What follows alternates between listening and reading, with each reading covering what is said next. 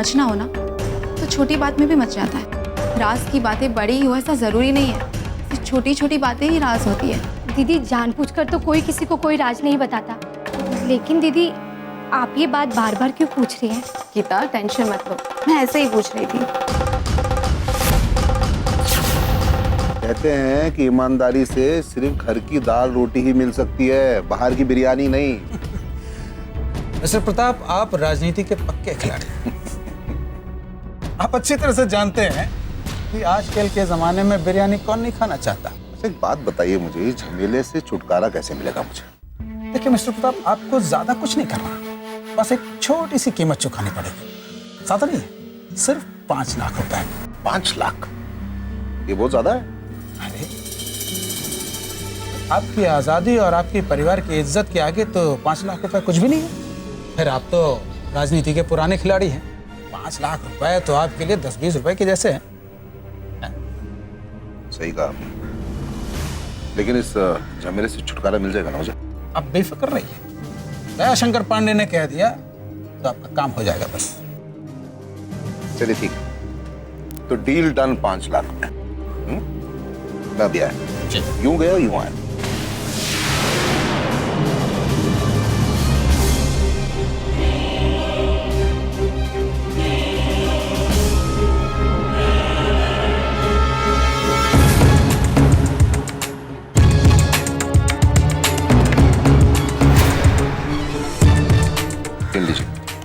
गिनने की जरूरत नहीं है, वजन ही काफी है।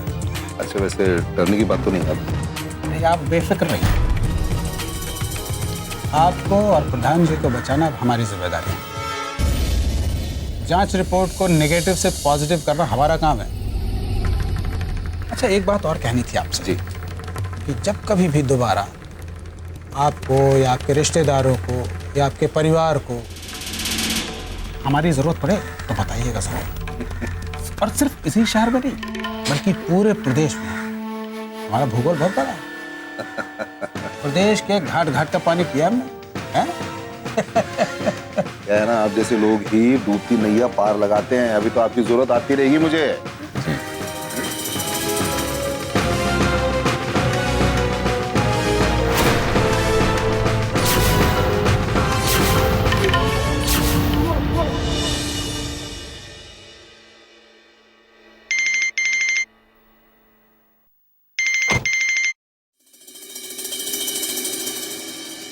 कैसे हैं दया शंकर बाबू?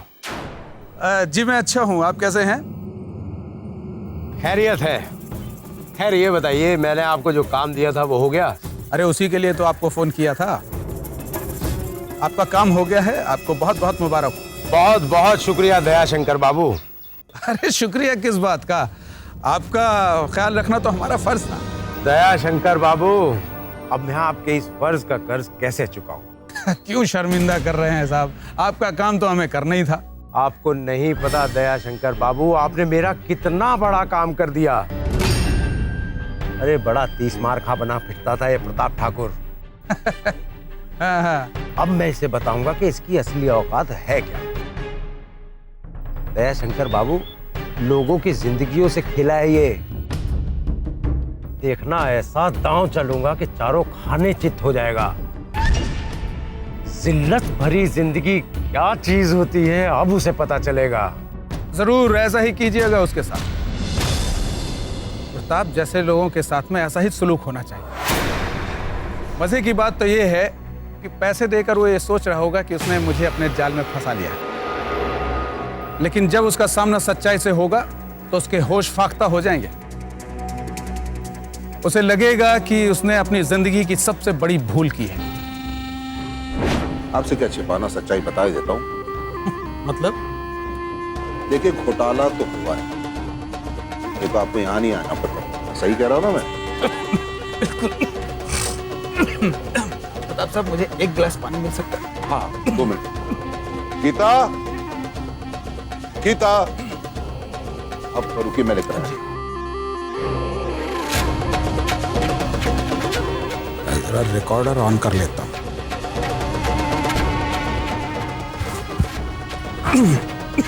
जी, 2 मिनट बस है, वो लेकर आती है। जी। अरे जल्दी करो ना। वाह, क्या खबर सुनाई है दया शंकर बाबू। अब आया ऊंट पहाड़ के नीचे। भाई आपकी जितनी तारीफ की जाए उतनी ही कम है। आप तो मुझे सिर्फ ये बताइए कि मैं आपके इस एहसान का बदला कैसे उतारूं। दया शंकर जी, इंशाअल्लाह अगर रात के 12 बजे भी आपको मेरी जरूरत आ गई तो बंदा हाजिर हो जाएगा। दया शंकर बाबू, आपका ये दोस्त आपको कभी निराश नहीं करेगा। अरे वैसे तो हम पुराने दोस्त हैं, पर आज के बाद हमारी ये दोस्ती और भी पक्की हो गई। मुकर्रर। जी बिल्कुल। अरे आपकी मदद करके मुझे उतनी ही खुशी हो रही है जितनी की आपको। भाई जरूरत पड़ने पर अगर काम ना आए तो फिर दोस्ती किस काम की। दोबारा कोई काम पड़ेगा तो फिर याद कीजिएगा। अरे जरूर जरूर, क्यों नहीं। अब हमारी दोस्ती हो गई है तो मेल मिलाप तो होता ही रहेगा। जी बिल्कुल। चलिए फिर जल्दी मुलाकात करते हैं। खुदा हाफिज। बिल्कुल। प्रताप ठाकुर, तुझे जितने अच्छे दिन देखने थे तूने देख लिए। अब तेरे बुरे दिन शुरू होते हैं। अब तेरे एक एक गुनाह का बदला मैं गिन गिन कर लूंगा। तेरी वजह से मेरा भाई उम्र कैद की सजा काट रहा है। बेचारे प्रेरणा के पति को भी मरवा दिया, अंजलि के जीजा को भी मरवा दिया, सिर्फ अपने स्वार्थ के लिए। तेरे जैसे लोगों की वजह से इस धरती से मानवता का पलायन और मनुष्यता का पतन हो चुका है। आप ठाकुर, मैं तुझे सजा जरूर दिलवा कर रहूंगा। इस समाज को तेरे जैसे हैवान की कोई जरूरत नहीं है। अब अगर मैंने तुझे जेल की हवा ना खिलवाई तो मेरा भी नाम बख्तावर नहीं।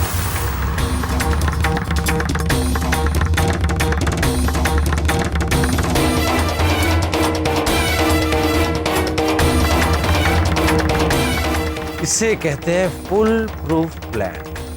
अब अगर इस दया शंकर ने भी होशियारी दिखाने की कोशिश की तो उसका भी तोड़ है मेरे पास। माशाअल्लाह। Well done Geeta, well done. कमाल कर दिया तुम। अब तुम मुझसे बच नहीं पाओगे प्रताप। तुम्हारे बचने का हर एक रास्ता मैंने बंद कर दिया है प्रताप ठाकुर।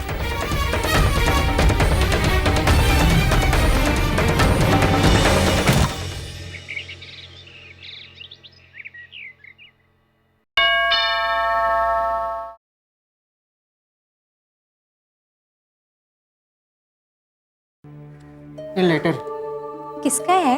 ये चित्रा दीदी के लिए सेंड कर दी।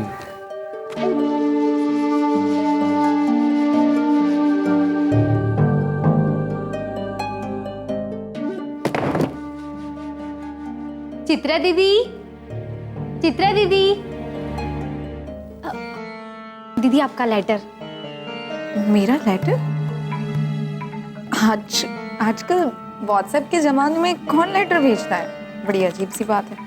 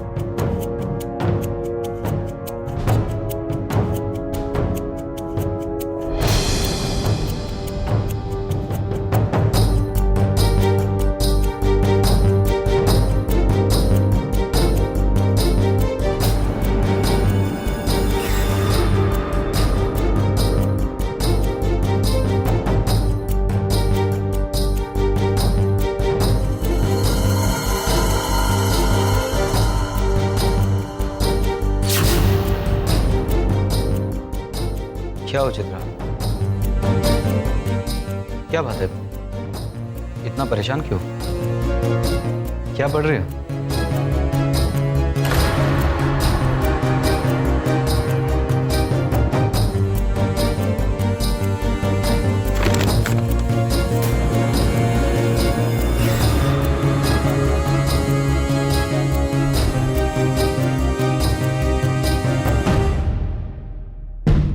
चित्रा, तुम्हारे बारे में काफी कुछ पता चला है।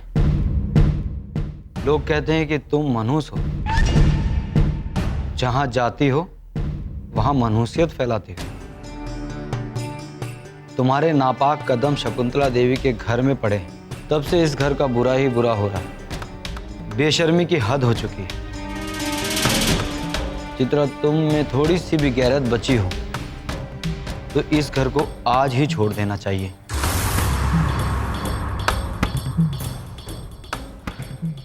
जिस शालिनी की वजह से तुम्हें इस घर में शरण मिली थी, वो खुद आज इस घर में नहीं है। फिर तुम इस घर में किस आधार पर रुकी हो? और कब तक ठाकुर परिवार की छाती पे मूंग डालोगे? मुफ्त की रोटियां कब तक तोड़ोगे? और जैसी तुम्हारी नीयत है वैसी तुम्हारे इरादे। भवानी को फंसाकर तुम ठाकुर परिवार की बहू बनना चाहती हो।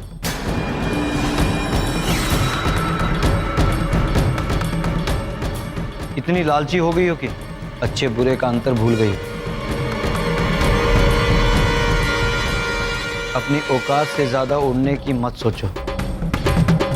और जरा भी शर्म हया बची है तो शकुंतला देवी का घर आज के आज छोड़ दो।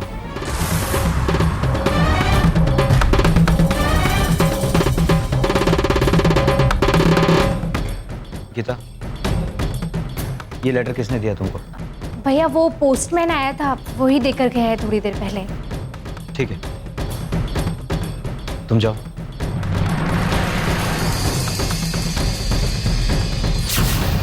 चित्रा को नीचा दिखाने के लिए ये गंदी हरकत किसने की होगी? कौन हो सकता है जिसने ये लेटर लिखा है?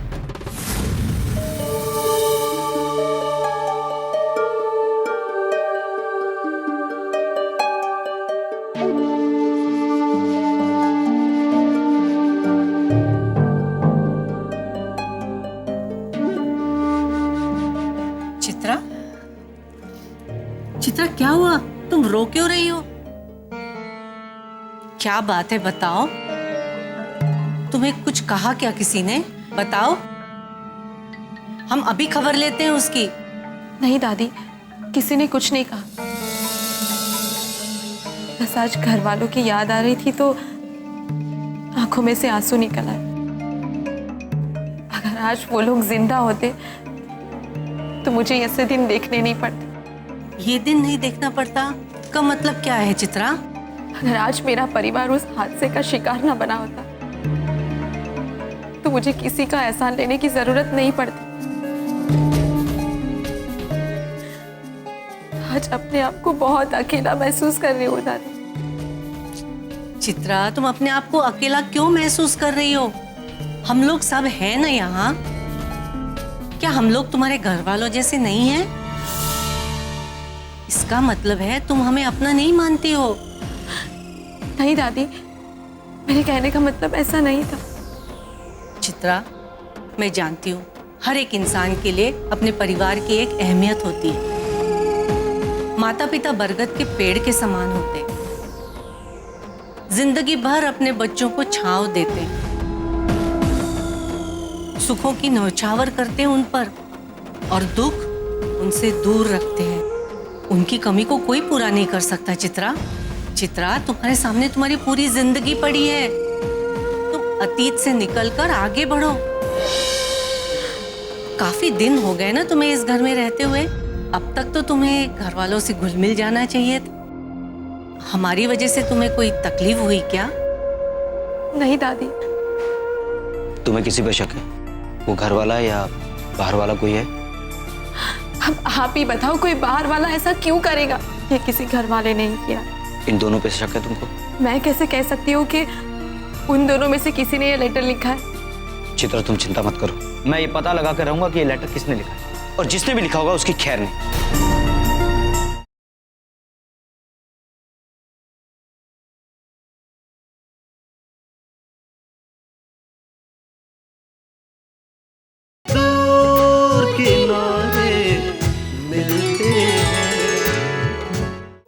चित्रा, अगर अनजाने में हमारी वजह से तुम्हें कोई तकलीफ हुई हो तो हमें उस बात का अफसोस है। लेकिन चित्रा, एक बात याद रखना, हमने दिल से तुम्हें अपना माना है और शकुंतला ने भी हमेशा तुम्हें अपने दिल से अपना माना है। और इस अपनेपन की वजह से ही हमने तुम्हें भवानी के साथ ऑफिस भेजना शुरू कर दिया। चित्रा, चुप हो जाओ बेटी। जो चीज तुम्हारे पास नहीं है उसके लिए दुखी मत हो, बल्कि जो तुम्हारे पास है उसके लिए ऊपर वाले से शुक्रिया अदा करो और अपनी जिंदगी खुशी खुशी बिताओ। वैसे भी इंसान तो अपनी किस्मत से जिंदगी भर लड़ता ही रहता है।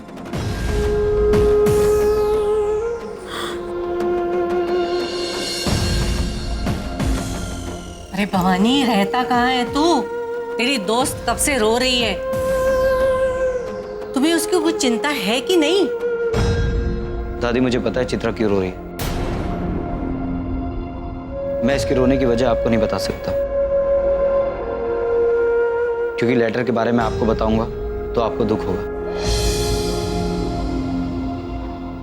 दादी, आप चिंता मत करो, मैं आ गया हूं ना। अब चित्रा का मूड जल्दी ठीक हो जाएगा। आप जाकर आराम करो। ठीक है।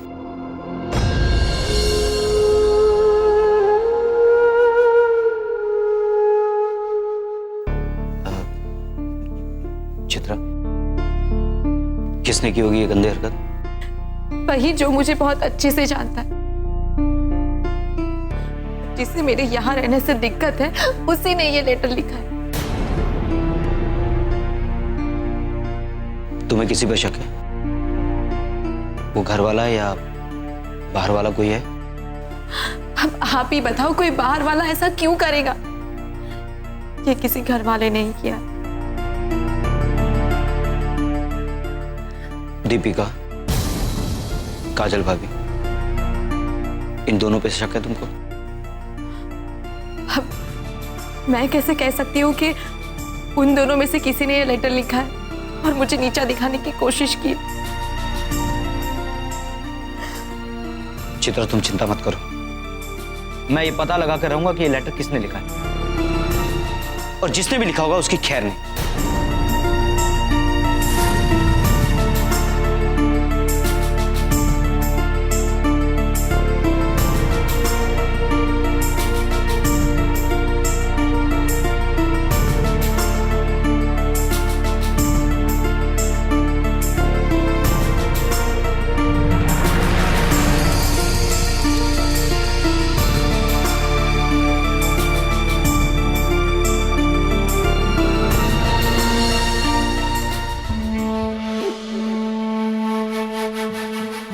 आखिर आई क्यों नहीं प्रेरणा अभी तक?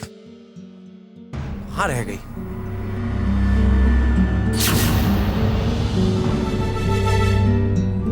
सॉरी देर से आने के लिए। ऑफिस में एक इम्पोर्टेंट मीटिंग थी, इसलिए टाइम लग गया।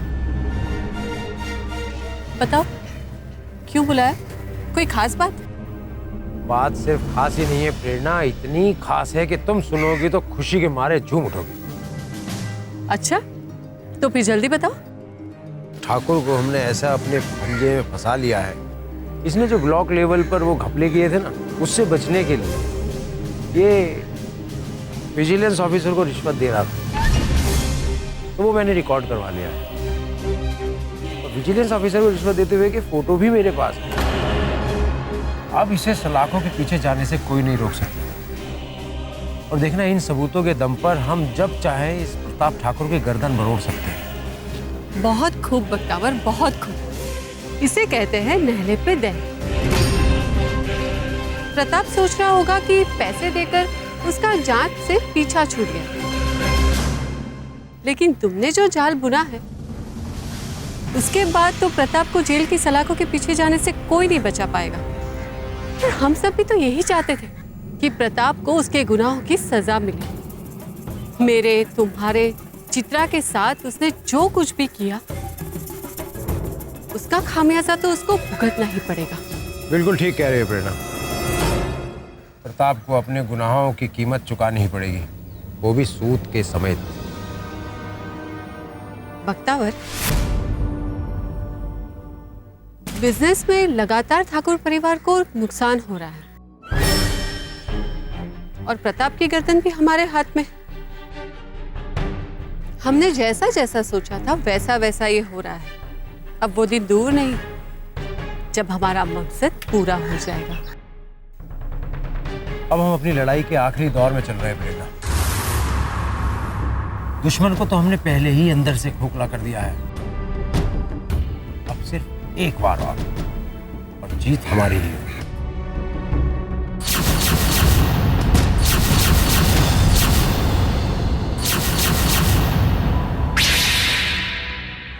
इसमें 2-3 लाइनें लिखो ना कुछ। भवानी तुम क्या बोल रहे हो, मुझे कुछ समझ में नहीं आ रहा। सवाल कम करो, कुछ भी 2-3 लाइनें लिखो। ठीक है, पर लिखना क्या है ये बताओ। जो भी तुम्हारे मन में है वो सब लिखो।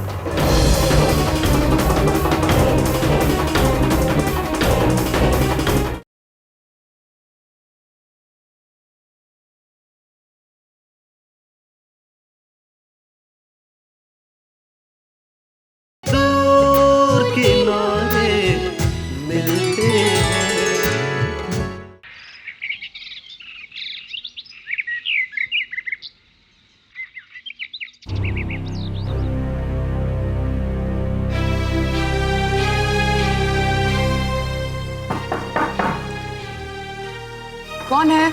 आ जाइए।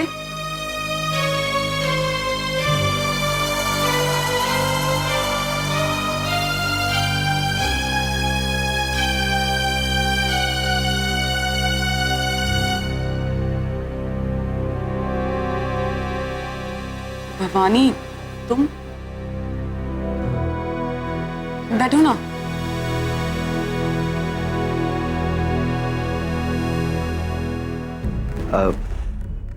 दीपिका, तुमसे एक छोटा सा काम था। मुझसे काम था? बोलो ना, क्या काम था? एक पेन और पेपर निकालो ना। पेन और पेपर? उसका क्या करोगे? अरे बातें कम करो और पेन और पेपर निकालो। एक सेकंड। ये रहे पेपर और ये लो। चलिए। इसमें 2-3 लाइनें लिखो ना कुछ। भवानी तुम क्या बोल रहे हो, मुझे कुछ समझ में नहीं आ रहा। सवाल कम करो, कुछ भी 2-3 लाइनें लिखो। ठीक है, पर लिखना क्या है ये बताओ। जो भी तुम्हारे मन में है वो सब लिखो।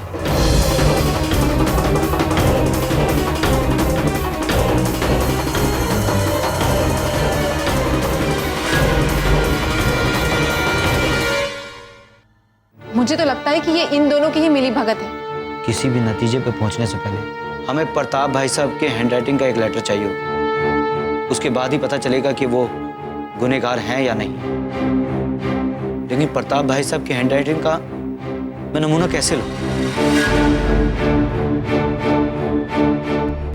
बात बताओ, तुम्हें तबीयत तो ठीक है? मेरी तबीयत को क्या होना है?